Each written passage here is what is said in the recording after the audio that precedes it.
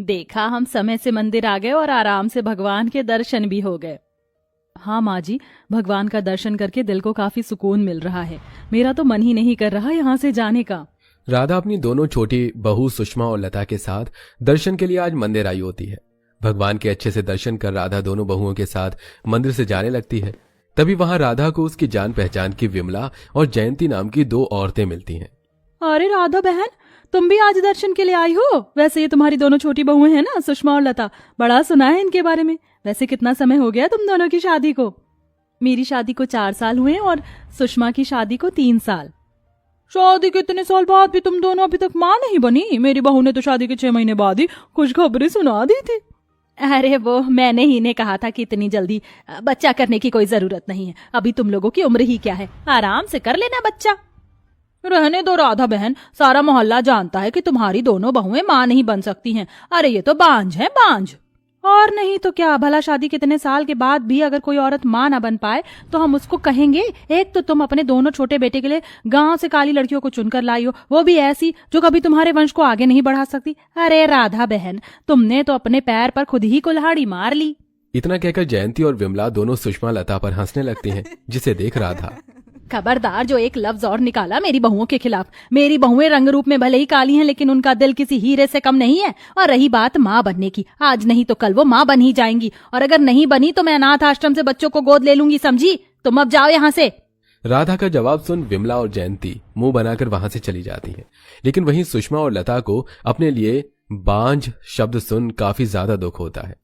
लता बहू, तुम दोनों क्यों उदास हो रही हो? छोड़ो इन लोगों की बातों को, इन्हें तो आग में घी डालने का शौक है। चाहे जो कुछ भी हो, लेकिन कहीं ना कहीं इनकी बात सच है। हम आज तक आपको दादी बनने का सुख नहीं दे पाए हैं। एक औरत का जीवन तब तक अधूरा रहता है जब तक वो एक माँ नहीं बन जाती। क्या हमारा जीवन कभी पूरा नहीं होगा? ऐसा मत कहो, भगवान सब देख रहा है। आज नहीं तो कल वो तुम्हारी सूनी गोद को जरूर भर देगा। चलो रोना बंद करो और मुस्कुरा दो। राधा कहने को तो सुषमा और लता की सास थी, लेकिन उसका प्यार अपनी दोनों बहुओं के लिए एक माँ के जैसा था।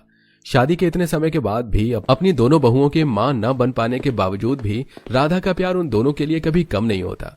माँ जी, हमारी शादी को भी इतना वक्त हो चुका है, लेकिन जेठ जी ने अभी तक शादी नहीं की। क्या वो जिंदगी भर यूं ही कुंवारे रहेंगे? अरे क्या बताऊं बहू, जब भी उससे शादी की बात करती हूँ तो कोई ना कोई बहाना बनाकर मेरी बात को टाल देता है। ना जाने क्या दुश्मनी है उसकी शादी को लेकर। अब मैं उसकी एक नहीं सुनूंगी और आज ही पंडित जी से बात करके उसके लिए लड़कियां देखना शुरू करूंगी। राधा अपनी बहू से बात कर ही रही होती है कि तभी उनके घर के दरवाजे की घंटी बजती है, जिसे सुन राधा जैसे ही दरवाजा खोलती है तो उसे अपनी आंखों पर यकीन नहीं होता। उसका बड़ा बेटा अभिनव एक लड़की के साथ शादी के जोड़े में खड़ा होता है। अभिनव कुछ बोलता है इससे पहले ही राधा सब कुछ समझ जाती है। ये क्या अभिनव, तूने शादी कर ली, वो भी हम में से किसी को बिना बताए? अरे अगर तुझे शादी करनी ही थी तो मुझे बता कर करता, ऐसे छुपकर शादी करने की क्या जरूरत थी? माँ, मैं किंजल से कॉलेज के टाइम से प्यार करता आ रहा हूँ। किंजल को ऐसे शोर शराबे और धूमधाम से शादी करना पसंद नहीं था, इसलिए हमने मंदिर में आज शादी कर ली। माँ जी, जो हुआ उसे छोड़िए ना। देखिए जेठ जी हमारे लिए कितनी सुंदर जेठानी जी लेकर आए हैं। आप लोग बस यहीं रुकिए, हम जल्दी से आरती की थाली लेकर आते हैं। दोनों देवरानियां जल्दी से आरती की थाली और चावल का कलश लेकर आती हैं और बड़े प्यार से अपनी सुंदर गोरी जेठानी का गृह प्रवेश करती हैं। भाभी, आप थक गई होंगी ना, आइए हम आपको आपके कमरे में छोड़ आते हैं। कोई जरूरत नहीं है इसकी। अभिनव डार्लिंग, चलो हम अपने कमरे में चलते हैं। सुषमा और लता रंग रूप में जितनी काली थी उतनी गोरी उनकी जेठानी किंजल थी। किंजल को अपने गोरे रंग पर काफी ज्यादा घमंड था, इसलिए जब वो अपनी दोनों दो काली देवरानियों को देखती है तो उसका घमंड तो सातवें आसमान पर पहुंच जाता है। घर की बड़ी बहू होने के बावजूद भी किंजल घर की किसी जिम्मेदारी को नहीं संभालती थी। जहां शादी के 4 साल के बाद भी दोनों देवरानियां गर्भवती नहीं हो पाती, वहीं शादी के 2 महीने बाद ही किंजल गर्भवती हो जाती है। भगवान करे मेरी सारी खुशियां तेरी झोली में आ जाएं किंजल बहू। अब तू अपना बहुत ध्यान रखेगी और बाहर की चीजें नहीं खाएगी। आज के बाद मैं तेरा खाना भी देसी घी में ही बनवाऊंगी। अपनी जेठानी की प्रेगनेंसी की खबर सुनकर दोनों काली देवरानियां काफी खुश होती हैं और अब खुद से भी ज्यादा अपनी जेठानी का ख्याल रखने लगती हैं। किंजल, हम तुम्हारे लिए ये केसर वाला दूध और ये फल लेकर आए हैं, जल्दी से पी लो। तुम दोनों से मैंने कितनी बार कहा मेरे कमरे में आओ तो नॉक करके आया करो। क्यों अपनी ये बार बार काली मनहूस शक्ल लेकर मेरे सामने आती हो? तुम दोनों की इस काली शक्ल को देख देख कर कहीं मेरा बच्चा भी तुम्हारी तरह काला पैदा ना हो जाए। खुद तो माँ नहीं बन सकती, कम से कम मुझसे तो मेरी माँ बनने का सुख मत छीनो। अपनी जेठानी की ऐसी बातें सुन दोनों देवरानियां रोते हुए अपने कमरे में आ जाती हैं। हे माता रानी, तो सारी जगत की माँ है, तो क्यों हमारे साथ ये नाइंसाफी होने दे रही है? हमारी बेसुनी गोद को भर दे माँ। सुषमा लता माता रानी से प्रार्थना करते हुए काफी रोने लगती हैं और ऐसे ही 1 महीना गुजर जाता है। शायद इस बार इन दोनों देवरानियों की पुकार माता रानी ने सुन ली थी और आखिरकार इतने सालों के बाद दोनों देवरानियां एक साथ गर्भवती होती हैं, जिसकी खबर से राधा काफी ज्यादा खुश होती है।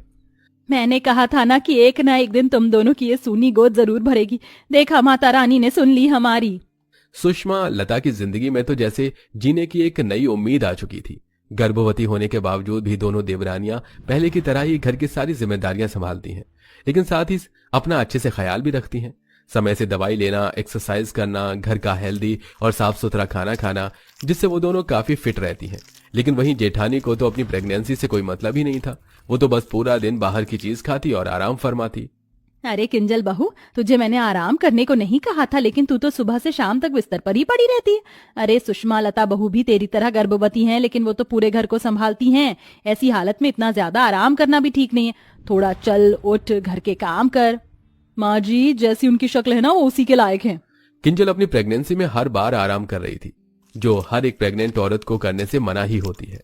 किंजल बहू, कितनी बार कहा है तुझे कि बाहर की चीजें मत खाया कर। जब देखो बर्गर, पिज्जा, ये तेल की मसालेदार चीजें खाती है। ये कितनी गंदी तरीके से बनती हैं। अगर तेरा कुछ चटपटा खाने का मन करता है तो हमें बोल, हम तुझे घर में बना कर देंगे।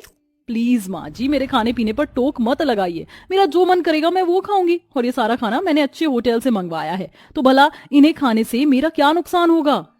सबके लाख समझाने के बावजूद भी किंजल अपनी हरकतों से बाज नहीं आती। समय गुजरता है और किंजल का नवा महीना भी शुरू हो जाता है। डिलीवरी के समय किंजल को काफी ज्यादा प्रॉब्लम होने लगती है। देखिए, माँ और बच्चे की हालत बहुत ज्यादा खराब है। हमें जल्द से जल्द इनका ऑपरेशन करना होगा, और इस ऑपरेशन में भी पूरे चांसेस नहीं है कि हम माँ और बच्चे दोनों को बचा सके। डॉक्टर की ऐसी बात सुनकर सभी लोग काफी घबरा जाते हैं। वहीं सुषमा और लता अपनी जेठानी और उसके बच्चे की सलामती के लिए कई घंटे तक भगवान से प्रार्थना करती है। हे भगवान, तू एक माँ से कैसे उसकी औलाद को जुदा कर सकता है? अपना कुछ तो चमत्कार दिखा, हमारी जेठानी और उनके होने वाले बच्चे को, दोनों को बचा ले। हम तो तेरे आगे भीख मांग रहे हैं। सभी सीनियर्स डॉक्टर मिलकर किंजल का ऑपरेशन करते हैं। इस ऑपरेशन से किंजल और बच्चे की जान तो बच जाती है, लेकिन बच्चे की हालत काफी ज्यादा खराब होती है। लगता है आपकी बहू ने प्रेगनेंसी के समय कुछ बाहर की चीज खाई थी, इसलिए इसका असर उनके बच्चे पर हुआ है। बच्चे को एक बहुत सीरियस इन्फेक्शन है। हमें इसे कुछ दिनों तक ऑब्जर्वेशन में रखना होगा। देख लिया तूने हमारी बात ना मानने का नतीजा? और खा बाहर की चीजें, इसीलिए मैं तुझे मना कर रही थी। देख लिया तूने अपनी करनी का नतीजा। तेरे किए की सजा वो मासूम बच्चा भुगत रहा है।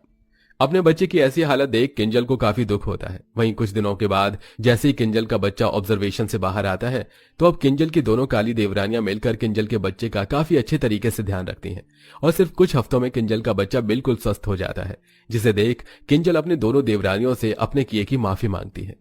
मुझे माफ कर दो लता सुषमा, मैंने तुम दोनों के साथ कितना बुरा सलूक किया। हमेशा तुम्हारे काले रंग को लेकर ताने दिए, घर के किसी काम में कभी तुम्हारा हाथ नहीं बटाया, और आज तुम मेरे बच्चे का कितना ख्याल रख रही हो। मेरा बच्चा जो आज ठीक हो पाया है ना, वो सब सिर्फ तुम्हारी वजह से ही है। अरे भाभी, आप रो क्यों नहीं है? जो हुआ उसे भूल जाइए। जैसे मुन्ना आपका बेटा है, वैसे ही हमारा भी है। इसकी एक नहीं बल्कि 3 माएं हैं, और 3 माओं के रहते हुए भला इसे कुछ हो सकता था क्या? लता सुषमा की बात सुन किंजल उनके गले लग जाती है, और अब कुछ दिनों में लता सुषमा भी 2 प्यारे प्यारे बच्चों को जन्म देती है, जिनका किंजल बिल्कुल अपने बच्चों की तरह ही ध्यान रखती है। और अब तीनों देवरानी जेठानी हंसी खुशी एक साथ रहती हैं। दोस्तों, क्या आप भी मेरी तरह अपनी मम्मी के हाथ का खाना पसंद करते हैं? तो कमेंट में हाँ लिखकर जरूर बताएं।